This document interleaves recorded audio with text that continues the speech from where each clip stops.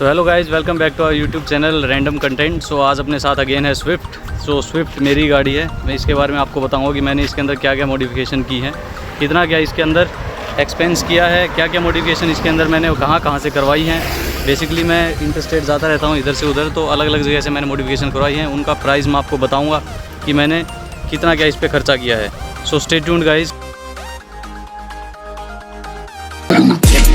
माल में फर्क नच बली है तूने देखे भी झलक नान मेरा कड़क संगीत की ठरक तुम ही बताओ जो बोला क्या गलत लोकी कहते वाली है तू आहेगी लोकी कहते बाला आहेगी लोकी कहते अड़पा तू आहेगी सच्चा सच्ची दसिया आहेगी come and go but you know I stay come and go।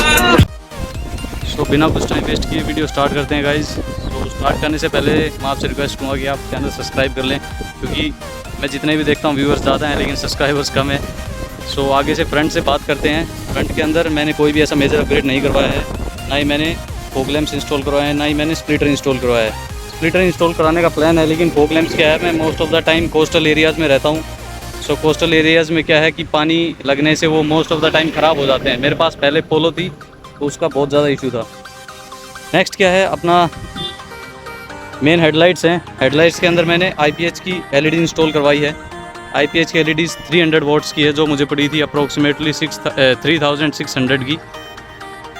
उसके बाद हम बात कर लेते हैं मिरर्स के। जो साइड मिरर्स हैं ये भी दोनों ब्लैक आते हैं, ब्लैक मैट। ये भी मैंने पेंट करवाए थे बॉडी कलर में, बॉडी कलर। इसके अलावा जो हैंडल्स हैं वो भी मैंने साथ में पेंट करवाए थे। तो दोनों का चार्जेस लगा था मुझे ओनली 4000 रुपीज़। 4000 इसलिए क्योंकि ये 3 लेयर पेंटिंग है। 1 लेयर, 2 लेयर और 3 लेयर होती है, आपको पता ही होगा, वैसे आप समझ जाओगे। क्योंकि 2 लेयर के अंदर वो 2000 ले रहा था, तो 4 लेयर पेंटिंग के अंदर उसने ज़्यादा चार्ज लिया है। उसके बाद A पिलर, B पिलर और C पिलर तीनों ही इसके अंदर वाइट आते हैं। C पिलर का भी जो लास्ट पोर्शन है जो कि ग्लोसी ब्लैक है वो ओनली लग के आता है, तो बाकी सारा वाइट आता है। तो ये भी मैंने रैप करवाया है ब्लैक मैट के अंदर। जैसे इसके अपर वर्जन में आता है VXI के अंदर जैसा आता है, वैसा मैंने इसके अंदर रैप करवा दिया है। का चार्जेस लगा था अप्रोक्सीमेटली 1500। सो 1500 के इसके अंदर इन्हें टोटल 6 पिलर्स, मतलब टोटल 8 पिलर्स, 1 2 3 4, तो 4 इधर की साइड 4 उधर, टोटल 8 पिलर्स उसने रैप करके दिए थे। सेकंड आता है रेन वाइज़र ओनली 600 कॉस्ट किया था। ये मैंने करोल बाग से लगवाया था। ज़्यादातर काम मेरा दिल्ली से ही हुआ है, करोल बाग से ही। उसके बाद एक्सटीरियर में बात कर लेते हैं अलॉय व्हील्स की। सो अलॉय व्हील्स मैंने दिल्ली से ही लगवाए थे। आप चेक करो तो ऑनलाइन चेक कर सकते हो, अलॉयज़ यूनिवर्स करके एक वेंडर है, सो उससे लगवाए थे। तो जो इसके साथ आते हैं वो ओनली 14 इंचज़ के रिम आते हैं, और हाई मतलब लो प्रोफाइल टायर नहीं आता, हाई प्रोफाइल टायर आता है 80 mm की हाइट वाला। सो अभी मैंने जो लगवा रखा है उसकी प्रोफाइल है 195/55 R16। सो आप देख सकते हो प्लाटी का अलॉय है। इसका चार्जेस लगभग मुझे लगा था 48,000, जो उसने ओल्ड वाले एक्सचेंज में लिए थे। ओल्ड वालों का जो उसने चार्ज लगाया, मतलब कॉस्ट लगाई ओनली 7500, क्योंकि लगभग 10,000 किलोमीटर वो चल चुके थे। सो अगर आप बिना एक्सचेंज के आप लगवा रहे हो तो आपको कॉस्ट अप्रोक्सीमेटली इन अलॉयज़ का पड़ेगा लगभग 55,000 के आसपास। सो बैक से बात कर लेते हैं। बैक में लगा हुआ है स्पॉइलर। जो स्पॉइलर है वो मॉन्स्टर स्पॉइलर नहीं है, मुझे स्पॉइलर डिसेंट लगा इसकी कार की डायमेंशंस के हिसाब से, तो मैंने स्पॉइलर लगवाया था। ये स्पॉइलर मुझे पड़ा 2000 रुपीज़ का। बैक की बात कर लेते हैं। इसके अंदर लगा हुआ है रियर व्यू कैमरा, वो मैं आगे अंदर जाऊंगा तो मैं बताऊंगा आपको क्या क्या काम करवाया है। उसके अलावा स्पोर्ट की बैजिंग है। ये सारी छोटी मोटी चीज़ें आपको पता है बाहर कहीं भी मिल सकती हैं, तो ये मैंने वैसे मीशो से लिया था। मीशो से इसमें जितना भी ये काम है छोटा मोटा मैंने किया है। तो और एक बच गया अपना ऊपर की तरफ, ये है शार्क फिन एंटीना। सो शार्क फिन एंटीना का कॉस्ट मुझे पड़ा था ओनली 400 रुपीज़।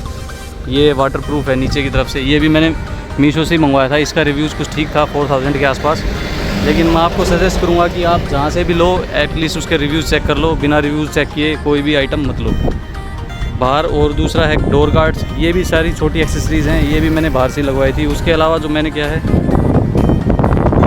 उसके अलावा मैंने फ्रंट का जो ये है इंडिकेटर, ये मैंने रिमूव करवा दिया है, बिकॉज़ मुझे साइड फेंडर इंडिकेटर पसंद नहीं था। ये प्लान है अपग्रेड करवाने के मिरर, तो करवाएंगे तो ऑटो में ये अपना साइड इंडिकेटर लग जाएगा। अभी एक आता है साइड में अपना वाइड एंगल व्यू मिरर। सो वाइड एंगल व्यू मिरर का स्टेटस ऐसा है कि ये वाले मुझे कम पसंद आ रहे हैं। ये क्या है रोटेट कर रहा है, किधर भी हम इसको रोटेट कर सकते हैं। मुझे पसंद है जो फिक्स रहता है, सो मैं इसको चेंज करने का सोच रहा हूँ। बाकी बताते हैं, अंदर की तरफ चलते हैं, अंदर का बताता हूँ आपको। सो गाइस अभी हम गाड़ी के अंदर आ गए हैं, तो आप देख सकते हैं गाड़ी के अंदर काफ़ी मेजर चेंजेस हैं। जैसे कि ये स्टीयरिंग भी मैंने VXI मॉडल का लगवाया था। उसके अलावा बताता हूँ आपको, स्टार्टिंग करते हैं ऊपर से, रूफ से। तो रूफ में मैंने ऐसा कोई मेजर काम नहीं करवाया है, ओनली ये जो अपना सन शेड आता है उसका मैंने चेंज किया था। ये भी मैंने बोडमो से मंगवाया था, जिसके चार्जेस लगभग 450 के आसपास था। बाकी आप चेंज कर सकते हैं, इसमें वैनिटी मिरर है, सो इसीलिए। उसके अलावा ये है अपना रियर व्यू मिरर, जिसके पीछे हैंग करा है पेंडेंट। ये भी मैंने मीशो से मंगवाया था, इसका भी चार्ज लगभग 150 के आसपास था। बाकी आप चेक कर सकते हैं, छोटी मोटी चीज़ें आप चेक करोगे तो गूगल पे आपको मिल जाएगा।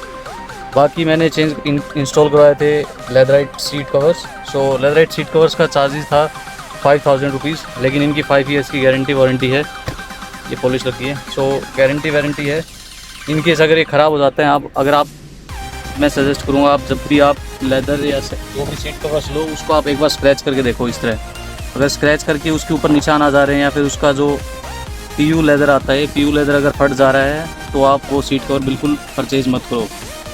नेक्स्ट है, मैंने ये लगवाई थी फ्लोर मैट्स मुझे पड़ी थी लगभग 2500 के आसपास। ये भी मैंने दिल्ली से लगवाई थी।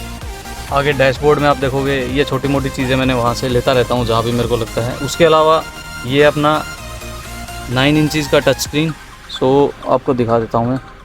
9 इंच के टच स्क्रीन के साथ मैंने लगवाया था रियर व्यू कैमरा और ये टच स्क्रीन इंक्लूडिंग दो स्पीकर लगवा रखे हैं। एक यहाँ पे लगा हुआ है, एक उधर लगा हुआ है फ्रंट में। दोनों ही मैंने लगवाए थे JBL के।